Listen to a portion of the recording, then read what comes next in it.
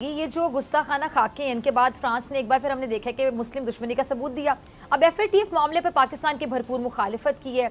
उनको शर्म आनी चाहिए। नहीं तो जाना साहब, अपनी गलती मानने की बजाय गलती भी उनकी और अपने दिल में ग्रज रखी हुई है, जहां पे मौका मिला वहां पे ग्रज निकालने पर आगे। जय हिंद दोस्तों, मोदी देश में आपका स्वागत है। आज पाक मीडिया एफएटीएफ के डिसीजन की बात कर रहा है, जिसमें एफएटीएफ ने पाकिस्तान को अपने लिस्ट से नहीं निकाला है और कहा है कि पाकिस्तान को वो जून तक देखेंगे और जून के रिव्यू में डिसाइड करेंगे कि पाकिस्तान को एफएटीएफ के लिस्ट में रखा जाए या नहीं। तो उसका पाक मीडिया बहुत ही ज़्यादा हताश है। पाक मीडिया कह रहा है कि भारत कामयाब हो गया और यहाँ पे पाकिस्तानी मीडिया ये भी कह रहा है कि भारत का साथ फ्रांस ने दिया था, क्योंकि इमरान खान ने फ्रांस के प्रोडक्ट्स की बॉयकॉट की मांग की थी कार्टून के इंसिडेंट के बाद, जो आपको पता होगी। तो यहाँ पे मैं उसके बारे में और कुछ नहीं बोलूँगा। तो उसके बाद फ्रांस भी पाकिस्तान से नाराज़ था, तो इसीलिए फ्रांस ने भारत का साथ दिया एफएटीएफ में पाकिस्तान के खिलाफ। तो इस वीडियो में पाकिस्तानी मीडिया फ्रांस से भी बहुत ही सारा नाराज़ है। दोस्तों, ये वीडियो बहुत ही मज़ेदार है, तो इसे आप पूरा ज़रूर देखिएगा। तो चलिए और इंतज़ार न करके ये वीडियो देखते हैं। अब एफएटीएफ ने 4 ऐसे शोबों की निशानदेही की जिसमें मजीद काम दरकार था। सबसे पहले सामा, मैं आपकी तरफ आना चाहूंगी। अब ये जो फैसला आया है, आप इसे कैसे देखते हैं? तो पहले दिन से भारत कोशिश कर रहा है और इसमें लॉबिंग में इस दफा अमेरिका और फ्रांस भी शामिल थे। अमेरिका इस लिहाज से कि डैनियल पर्ल केस आया और उसमें अमेरिका जिस तरह का चाहता था कि फैसला आए, वो नहीं आया। उसमें जो मेन मुलजिम था उसको सुप्रीम कोर्ट से भी रिहाई मिल गई, तो वो उस पर अमेरिका ने बड़े तशवीश का इजहार किया। एक ये मामला था। इससे पहले भी अगर आप देखें तो अफगानिस्तान के मामले पर ये कुछ होता रहा है। ये मैं अपनी तरफ से नहीं कह रहा, ये बातें छपती रही हैं। फिर आप ये देखिए कि फ्रांस इस दफ़ा क्या कर रहा है कि जी फ्रांस को तहफ़्फ़ुज़ात है कि नामूस रिसालत वाला जो मामला हुआ, जिस तरह से पाकिस्तान में हुआ, अभी उन्होंने पाकिस्तान के सदर ने एक बयान दिया कि जी मुसलमानों के खिलाफ क्यों कानून साजी कर रहा है फ्रांस, कि उन पर ज़्यादा निगरानी रखी जाएगी, मसाजिद में इस तरह निगरानी रखी जाएगी। फ्रांस ने हमारा इन्वाइट बुला लिया। अब फ्रांस में ये एफएटीएफ का इजलास हो रहा था, फ्रांस भी अपनी जगह पर लॉबिंग कर रहा था। आपने जिस तरह पहले बताया, पहले भी नाम लाने में फ्रांस का हाथ था। तो मुझे कहीं ये लगता है कि ये पाकिस्तान के हक में है। ठीक है, हम इंटरनेशनल कम्युनिटी से लग तो नहीं रह सकते, हम तो इद्दा की कोई हो, एफएटीएफ हो, जितने भी आलमी इदारे हैं, हमें उनके साथ चलना है। लेकिन लॉबिंग होती रही है। अगर मेरिट पर होता, प्योरली मेरिट पर, तो मेरा ख्याल है कि पाकिस्तान को व्हाइट लिस्ट में आ जाना चाहिए था। पाकिस्तान ने पहली दफा हुआ 14 नकात पर अमल, फिर इजलास होता है तो हम 21 पर करते हैं और ये एफएटीएफ स्टेटमेंट देता है कि 21 पर हो गया। अब भी जो उनकी हालिया स्टेटमेंट आई है कि जी 24 पर तो मुकम्मल अमल दरामद है, बाकी जो 3 रह गए उन पर पार्शल अमल दरामद है। तो ये ऐसे लगता है कि जब कान आपने पकड़ना हो जरा, आप और ज्यादा इस तरह डू मोर को होता है। भारत के भी बहुत से बैंक्स पकड़े गए, उनकी मनी लॉन्ड्रिंग पकड़ी गई, लेकिन आप उस तरह से उनका नहीं देखेंगे, क्योंकि उनके साथ आपके जनाब 1.25 अरब की आबादी है, तो उस लिहाज से आपके उस तरह के रिलेशंस हैं। हमारी कमजोरियां हैं, लेकिन वो जरा फिर बढ़ा चढ़ा दी जाती हैं। अभी ये भी है कि ब्लैक लिस्ट करने की कोशिश थी, तो पहले भी हो चुकी, ये कोई ढकी चुकी बात नहीं है, भारत कर चुका। लेकिन हर दफा तुर्की, मलेशिया, चीन, ये इस तरह और दीगर ममालिक बड़ा पाकिस्तान का साथ देते थे। 3 ममालिक की तो मुकम्मल हिमायत रही, उसकी वजह से है। तो मुझे लगता है कि उम्मीद है कि अब ये जो बहाने भी हैं, ये जून में भी इंशाल्लाह अगले जो सेशन में ये भी खत्म हो जाएंगे। पार्शली 3 रह गए हैं। अब ये जो हुकूमती इक़दाम है, आपको लगता है कि क्या ये जून तक पाकिस्तान को ग्रे लिस्ट से निकाल पाएंगे? मिसअंडरस्टूड यूं किया जाता है कि कहा जाता है कि 40 फारशात हैं। 40 नहीं है, 40+9, 40+9 यानी 49 रिकमेंडेशंस हैं एफएटीएफ की। और हमारे यहाँ एक और चीज बड़ी मिसकॉन्सेप्शन की तरफ ले जाती है। कहा जाता है जी कि व्हाइट लिस्ट में कब जाएगा। भाई कौन सी व्हाइट लिस्ट यार, कौन सी व्हाइट लिस्ट? सिर्फ 2 लिस्ट हैं, एक ग्रे लिस्ट होती है, एक ब्लैक लिस्ट होती है। 2 स्टेटसेस दिए जाते हैं। ब्लैक लिस्ट होगा तो उसका फॉर्मल स्टेटस होता है कॉल फॉर एक्शन। इसको गौर से सुनिएगा जरा, कॉल फॉर एक्शन यानी इनके खिलाफ फौरी तौर पर कार्रवाई की जाए, जो ब्लैक लिस्टेड कंट्रीज होती हैं। और जो ग्रे लिस्टेड कंट्रीज हैं उनका स्टेटस होता है मॉनिटर्ड जुरिस्डिक्शन। तो हम ग्रे लिस्ट में हैं, हम उन 18 ममालिक में हैं, बदकिस्मती से हैं, जो मॉनिटर हो रहे हैं जुरिस्डिक्शन के लिए, और इनके ऊपर तमाम तर चेक्स हैं। अब एक और चीज बड़ी इंपॉर्टेंट है फिजा, मैं यहां जरूर शामिल गुफ्तगू करूंगा। टोटल 37 मेंबर हैं इस ऑर्गेनाइजेशन के, एफएटीएफ के 37। 2 और इदारे हैं जो कि एसोसिएट मेंबर हैं। वो 2 जो इदारे एसोसिएट मेंबर हैं, एक है यूरोपियन कमीशन और दूसरा है गल्फ कोऑपरेशन काउंसिल। बाकी 37 ममालिक में एक हमारा मुखालिफ तरीन मुल्क भी मेंबर है FATF का, एंड दैट इज इंडिया। तो इंडिया हमेशा से प्लान करता रहा है पाकिस्तान के मामलात को सबोटाज करके इसको ग्रे लिस्ट में रखने के लिए या ब्लैक लिस्ट करवाने के लिए। हां, अगर आप ग्रे लिस्ट से निकलते हैं तो आपकी पोजीशन सेटिस्फैक्टरी हो जाती है। There is no white list kind of a thing. ठीक है जी, जनरल साहब आपकी तरफ आना चाहूंगी। ये जो गुस्ताखाना खाके हैं, इनके बाद फ्रांस ने एक बार फिर हमने देखा कि मुस्लिम दुश्मनी का सबूत दिया। अब FATF मामले पर पाकिस्तान की भरपूर मुखालिफत की है, मुस्लिम दुश्मनी भी एक तरफ, दूसरी तरफ पाकिस्तान की मुखालिफत भी। क्या वजह नजर आती है आपको? फ्रांस को दुख इस चीज का भी है कि पाकिस्तान में अवाम ने खड़े होकर क्यों उनकी इस बात को बुरा मनाया, बाकी दुनिया में क्यों इतना शोर नहीं मचा। हमारे प्राइम मिनिस्टर ने खड़े होकर बात की, बिल्कुल ठीक बात, किस शख्स की इतनी जरूरत है, कैसे हम इजाजत दे दें कि नबी करीम सल्लल्लाहु अलैहि वसल्लम की शान जो गुस्ताखी करें, फ्रांस उनको माफ कर दें हम लोग।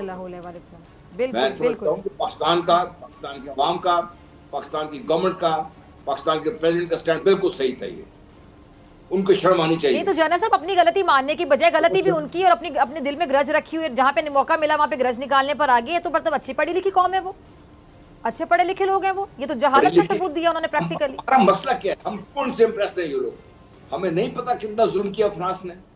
जून तो आप छोड़ दीजिए, साल के एंड में भी पाकिस्तान को निकालेंगे नहीं ये लोग, उस वक्त निकालेंगे जब इनका पाकिस्तान से कोई मतलब होगा। प्रोग्राम का मतलब लेने के बाद दोबारा फिर आपकी इजाजत से मैं जमील फारूकी का भी लास्ट कमेंट चाहूंगी जनरल साहब। ठीक है जमील, आपका लास्ट कमेंट। अब देखें, अगर इन इदारों के या ऐसे इदारे जिनके साथ हमें चल के चलना है उनके अपने वेस्टेड इंटरेस्ट ना होते तो फिर शुमाली कोरिया और ईरान दोनों ब्लैक लिस्ट में ना होते।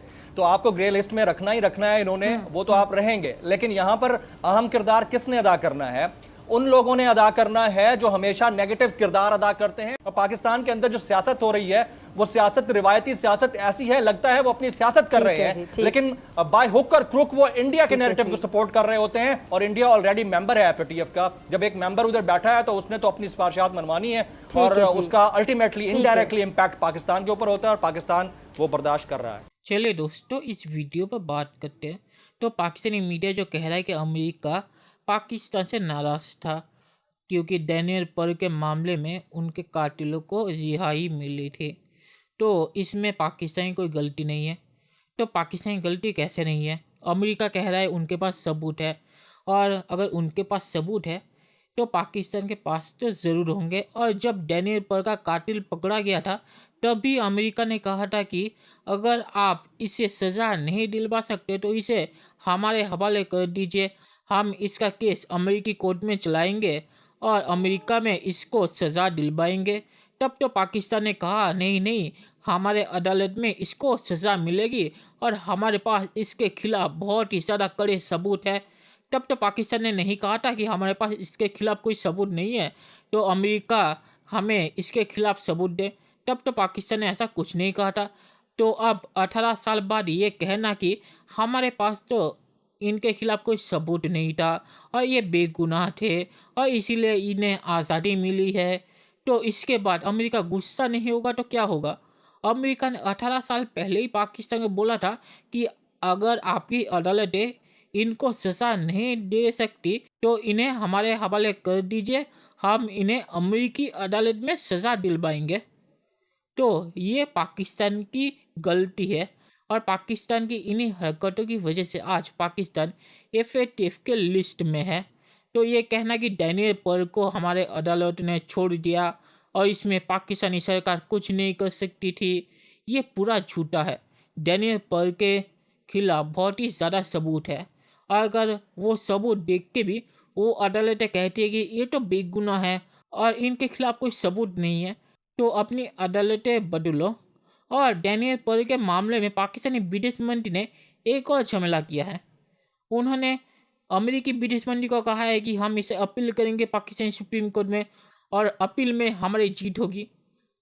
तो पाकिस्तानी विदेश मंत्री ने उनको ये नहीं कहा कि पाकिस्तानी सुप्रीम कोर्ट में ज़्यादातर अपीलें फेल हो जाती है, तो ये अपील भी फेल हो जाएगी, इसकी संभावना बहुत ही ज़्यादा है।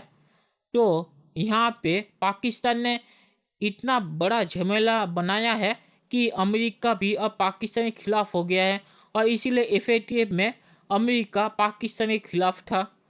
तो ये सब पाकिस्तानी गलती है। पाकिस्तान ने ये झमेला खड़ा किया है। और पाकिस्तानी आर्मी चाहे तो उनका केस डैनियल पर के कातिलों का पाकिस्तानी आर्मी के अदालत में चला सकती है, पर पाकिस्तानी आर्मी वो भी नहीं करी। तो इसलिए अमेरिका को लगता है कि पाकिस्तान चाहता है कि ये लोग आज़ाद हो जाए, और इसके ज़रिए वो अमेरिका को आंखें दिखा रहे हैं, ये अमेरिका सोचता है। तो इसीलिए अभी अमेरिका पाकिस्तान के बहुत ही ज़्यादा खिलाफ है, क्योंकि अमेरिका सोचता है कि पाकिस्तान चाहे तो इनको सज़ा दिलवा सकता है, पर पाकिस्तान ऐसा नहीं कर रहा। और मेरे मुद्दा है कि पाकिस्तान चाहे तो इन्हें सज़ा दिलवा सकता है, पर पाकिस्तान ऐसा नहीं कर रहा। तो मेरा ओपिनियन और अमेरिका का ओपिनियन सेम ही है। पाकिस्तान की इन्हीं हरकतों की वजह से FATF में अमेरिका पाकिस्तान के खिलाफ है, और ये सब पाकिस्तान की गलती है। और पाकिस्तान जो कह रहा है कि फ्रांस भी हमारे खिलाफ है, और फ्रांस पाकिस्तान के खिलाफ इसलिए है क्योंकि फ्रांस के राष्ट्रपति के खिलाफ इमरान खान ने टर्की को देख के फ्रांस के राष्ट्रपति के खिलाफ बयान दे दिया था। और तब से ही मैं कह रहा था कि FATF में फ्रांस बैठा हुआ है, तो इमरान खान क्या इतना बेवकूफ़ है कि फरवरी में उसका रिव्यू है और वो अभी फ्रांस के प्रोडक्ट की बॉयकॉट की मांग कर रहा है।